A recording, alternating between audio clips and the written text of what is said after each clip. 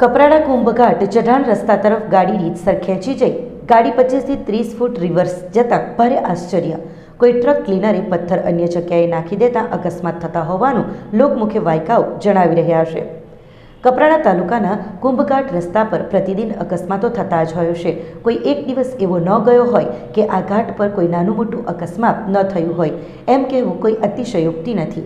જે અંગે સમગ્ર ગુજરાતની જનતા વલસાડ જિલ્લાના નાસિક તરફ જતો રસ્તા વચ્ચે કપરાડા તાલુકામાં આવેલ કુંભઘાટ અકસ્માત ઝોન તરીકે ઓળખાય છે। આજ દિન સુધીમાં હજારો નાના મોટા અકસ્માતોમાં અસંખ્ય લોકોએ જીવો ગુમાવ્યા છે। આ મોતના ઘાટ તરીકે ઓળખાતા કુંભઘાટ રસ્તા પર આજરોજ સવારના સમયે એક આશ્ચર્ય પમાડે તેવી ઘટના બનવા પામી હોવાનું જાણવા મળે છે। જેમાં આ રસ્તા પરથી પસાર થતી એક કાર ન્યુટ્રલ અને બંધ હોવા છતાં ચઢાણ રસ્તા તરફ ગાડી રીતસરની ખેંચી જઈ રિવર્સ જતી હોવાની ઘટના બનતા કાર ચાલકને પણ ખૂબ આશ્ચર્ય સાથે ભયભીત હોવાનું જાણવા મળ્યું છે।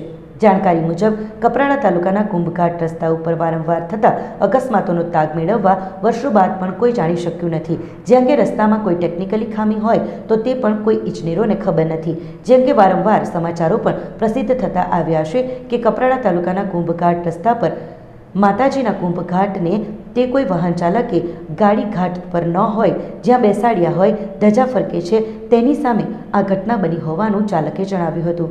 હદથી વધારે પ્રતિદિન અકસ્માતો થયા જ કરે છે।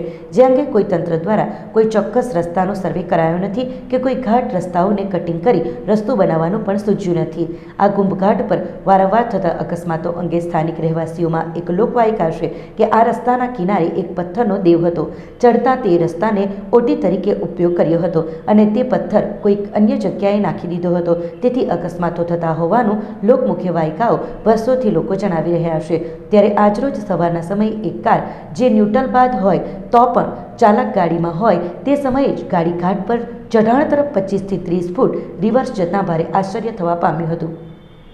કાર બંધ હોય છતાં ઉપર ઘાટ તરફ રિવર્સ જતાં ચાલકને ભારે આશ્ચર્ય થતાં નજીકમાં ઈસમ દ્વારા મોબાઈલમાં કેદ કરવા જણાવ્યું હોવાનું જાણવા મળે છે।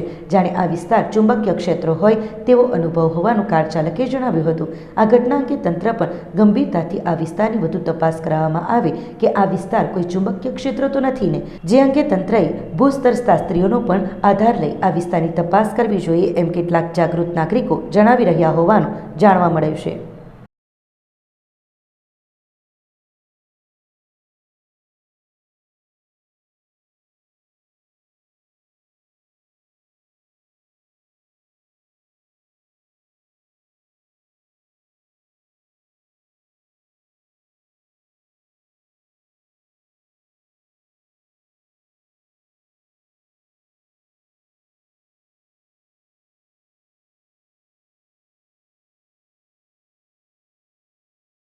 આપણી સંકલ્પ ન્યૂઝ ચેનલને સબસ્ક્રાઇબ અને લાઇક કરો, બેલ આઇકન દબાવો જેથી આવનાર ન્યૂઝ અપડેટ્સની નોટિફિકેશન આપના મોબાઈલ પર સૌથી પહેલા પહોંચે। Like, subscribe and share the video.